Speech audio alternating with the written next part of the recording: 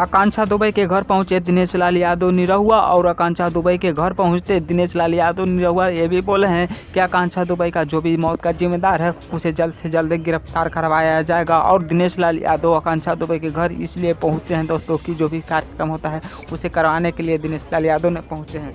तो दिनेश लाल यादव निरहुआ के बारे में आप लोग क्या सोचते हैं, अपना राय हमें कॉमेंट बॉक्स में ज़रूर बताइएगा।